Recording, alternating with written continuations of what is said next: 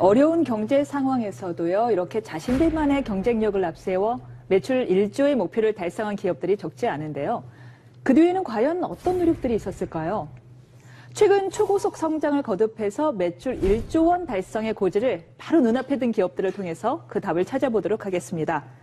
매출 1조 기업의 성장 동력, 다음 인물을 통해서 함께 알아보시죠.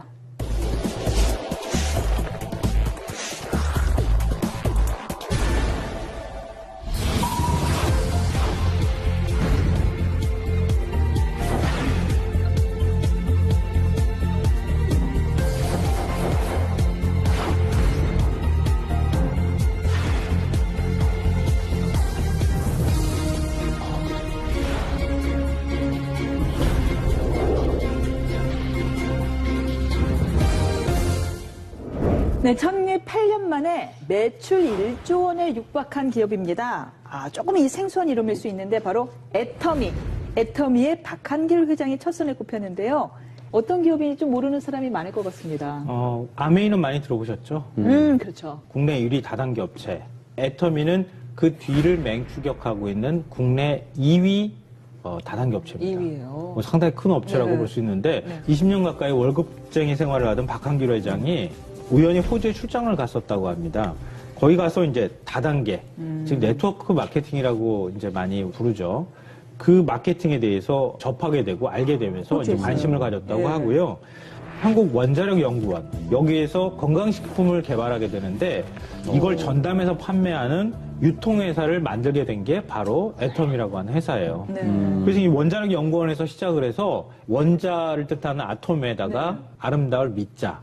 그래서 그걸 붙여가지고 애텀이라고 하는 이제 특이한 형태의 어떤 이름을 줬어요.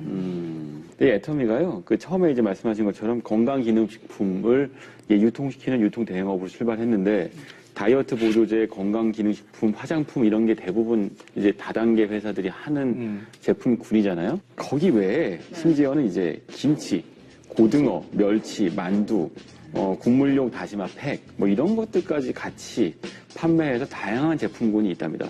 그러다 보니까 2009년 8월에 이제 처음으로 다단계 판매업으로 등록했을 때 그때 매출이 250억 원 매출이었는데 그 다음에 1년 만에 847억 원. 굉장히 빨리 성장하고 있죠. 2014년에 5천억 원. 1조 원 가까이 지금 와 있는 거죠. 네. 오, 대단하네요. 물론 우리가 이제 방문 판매 등의 법률에 따라서 양성화되긴 했지만 네. 아직까지도 다단계 기업이다라고 하면은 뭔가 이렇게 조금 삐딱한 시선이 존재가 하거든요. 피해자들도 자꾸 떠오르게 되고요. 조이팔 사건 때문에 아마 더 그런. 그게 가장 대표적이죠. 네, 당군 이래 뭐 네. 최대 사기 사건이다 이런 표현까지 하기 때문에 다단계에 대해서 좀 우리가 색안경을 끼고 바라볼 수밖에 없는 게 현실입니다. 그건 뭐 인정할 수밖에 없고요. 그런 이제 조이팔 사건을 계기로 해서 영화도 만들어졌잖아요. 이병헌 씨가 출연한 영화 마스터라고 하는. 그 이병헌 씨가 연기를 너무 잘해가지고 너무 사기꾼처럼 잘하거든요. 이런 싱크로율이 굉장히 높죠. 네. 그게 조 단위가 됐을 때는 뭐라고 그럴 것 같아? 그렇지만 이제 우리나라 국내 다단계라고 하는 그러니까 네트워크 마케팅은 굉장히 급속도로 커지고 있는 건 분명해요. 2015년에 그 합법적인 다단계 업체 매출이 한 5조 원 규모를 돌파를 했다고 하니까요.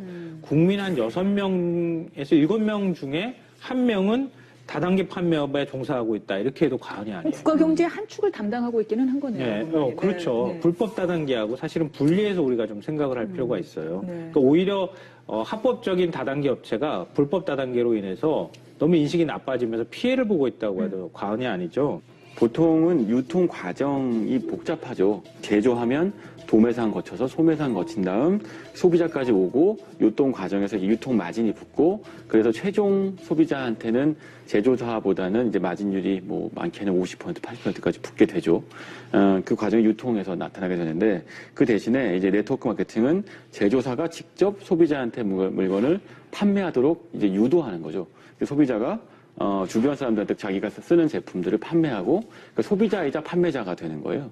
그래서 이제 확산성이 굉장히 큰데 유통 과정이 짧아지게 되는 대신에 뭐 이 영화 보니까 재밌더라 또는 뭐 이 보험 상품 좋더라 뭐 이런 얘기들을 하면서 우리가 그런 가입을 하거나 영화를 보거나 제품상 경험들이 있으시다면 금방 이해하실 수 있을 겁니다. 이로 인해서 좋지도 않은 물건을 강매하고 뭐 이런 부작용이 생겨서 그동안 불법과 합법이 조금 경계가 모호했던 거잖아요.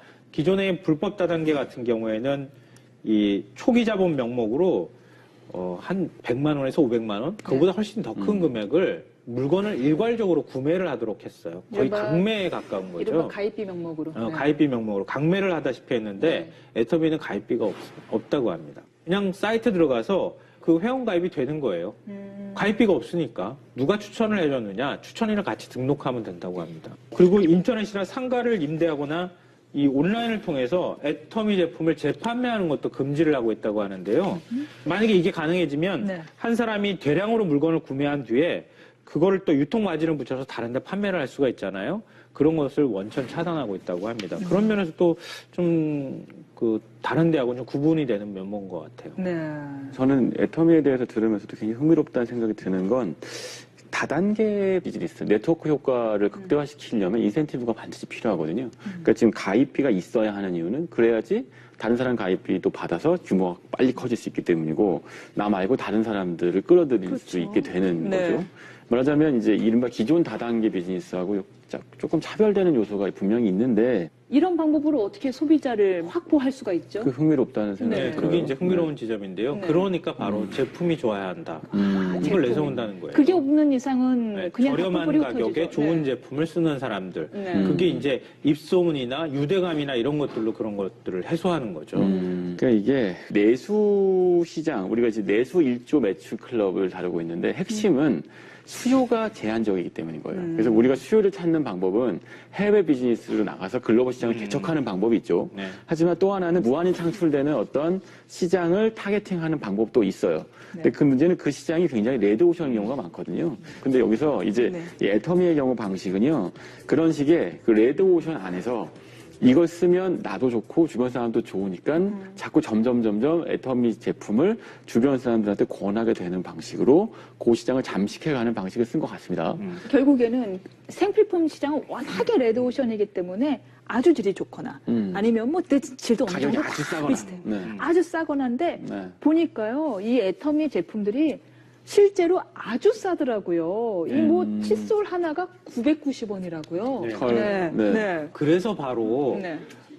지금 애터미식 방식이 저성장 시대, 제로 성장 시대에 맞는 거예요. 저성장 시대에 접어들면 호주머니에 돈이 없잖아요. 굉장히 정보력은 많아졌고 인터넷에 들어가서 찾아보기도 하고 그런데 제품 가격은 싸야 하잖아요. 지금 거기에 딱 맞는 거예요, 사실은. 그러니까 제품 퀄리티는 좋지만 제품 가격은 싼 이런 시장을 타겟팅으로 삼고 있는 거예요. 애터미의 경우에는 회원 수가 350만 명쯤 된답니다. 근데 그 안에서 이제 판매 수당을 받기 위해서 물건을 파는 회원 수가 극히 낮아요. 8% 정도 된다고 하고요. 나머지 91%죠. 92%. 실사용자들. 네, 실소비자에 가깝다고 합니다. 그러니까 그 얘기는 무슨 얘기냐면 제품에 대한 만족도가 높다는 거죠. 물건을 팔기 위해서 이 물건을 사는 게 아니고 내가 쓰기 위해서 물건을 산다에 가까운 것 같아요. 네. 높아진 소비자들의 눈을 만족시킬 정도로 어느 정도의 질을 유지하면서 유통할 수 있었던 그 비결이 뭐예요? 그러니까 박한길 회장이 내고는 네 글자가 있어요. 네. 정선상약. 이 철저히 소비자 눈높이에서 좋은 제품을 골라서 최소한의 이윤만 남기겠다 이런 원칙을 계속 고수하고 있다고 하는데요. 그러니까 박한길 회장이 칫솔을 출시하기 전에 이 시중에서 판매하는 칫솔 수십 개를 사다가 직접 막 몇 달에 걸쳐서 써봤다 그래요. 그러니까 다 이거는 뭐가 좋고 이건 뭐가 좋고 막 검치 이렇게. 되셨겠네요. 네. 그 중에서 가장 품질이 괜찮은 것 같다, 잘 맞는 것 같다 이런 칫솔을 딱 골라서 그 업체를 찾아간 거예요. 그 업체하고 이제 계약을 하려고 하는데 할인가가 그 당시에 1,600원이었다고 하거든요. 개당 이거를 990원에 나한테 팔아라 이렇게 얘기를 한 거예요. 조금 안 팔죠. 당연히 안 팔지. 그 업체 입장에서 1,600원짜리를 990원에 누가 팔겠어요. 그럴 때 이 내세운 조건이 있다고 합니다. 첫째, 칫솔을 연간 1,000만 개 우리가 팔아주겠다. 네. 둘째, 원료값을 성금으로 지불하겠다. 이렇게 약속을 했다고 합니다. 그러니까 업체 입장에서는 해볼 만한 일인 것 같다. 이렇게 해서 이제 납품을 하기 시작했던 거죠. 유통에 대한 웬만한 자신감이 있지 않고서야 그렇게 뭐 성금으로 지급하고 이렇게 대량을 주문할 수는 없을 것 같은데요.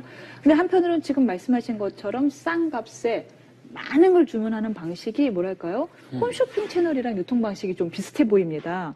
제조업체들이 가장 고민하는 것은 유통을 어떻게 시킬까죠. 유통이 제일 무서워요. 네, 그것 때문에 유통하려고 뭐 대형 유통마트에 들어가서 그 좋은 자리 차지하려고 비싼 값을 내는 거 아니겠습니까? 네. 근데 사실은 대형 유통마트에 입점하고 그 유통되는 비용도 상당해서 소비자한테 전가되는 부분이 있는데 애터미를 이용하면 네.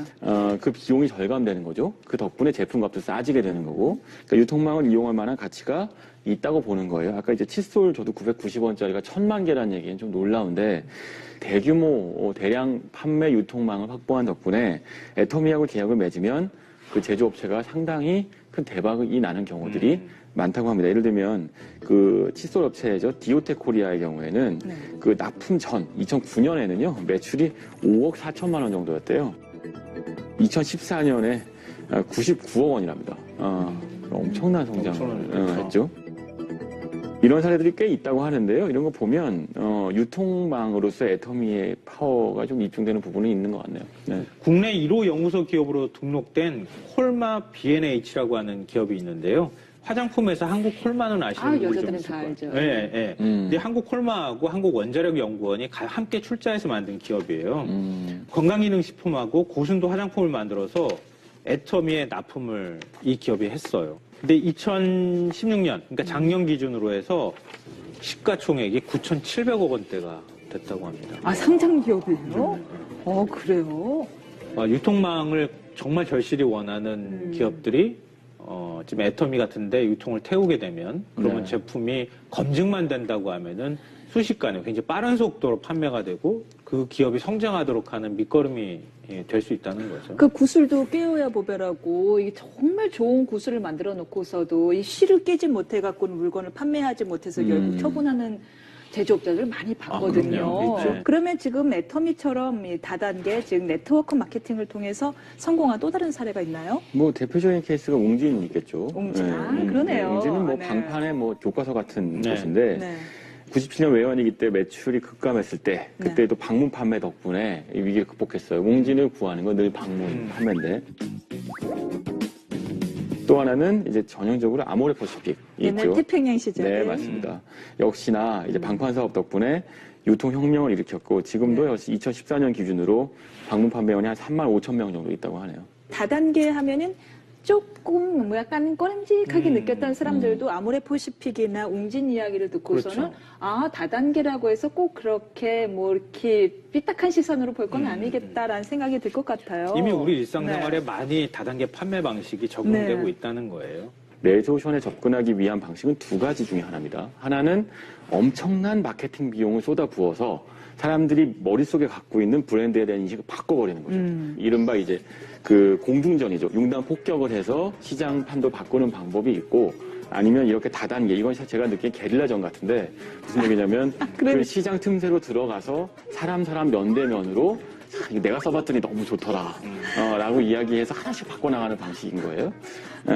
진짜 이제 게릴라전이네. 애터미의 경우에 사실은 후자, 게릴라전을 벌이는 기업이고 그거에서 성공한 사례인 것 같네요. 물론 요즘은요, 온라인 판매, 온라인 방판, SNS 방판, 이런 식으로 면대면의 페이스-투-페이스 접속이 없는 형태의 방판도 늘어나고 있죠. 온라인 시대가 온 바람에 오히려 다단계 유통이 좀 더 양성화되는 데 도움이 되지 않았을까 싶습니다. 지금은 질이 담보가 되지 않는 이상 말만으로는 더 이상 소비가 퍼지지가 않으니까요. 온라인으로 다 뒤져보니까. 네. 그러니까 오히려 다단계 업체들이 실력으로 승부할 수밖에 없는 이런 시대가 오고 또 양성화에 일조한 게 아닌가 싶습니다. 사실 매출을 1억 원에서 2억 원으로 늘리는 거는 뭐 쉽다면 쉽겠죠. 그렇지만 매출 1조 원 기업을요 2배로 성장시키는 거 정말 어려운 일인 것 같습니다.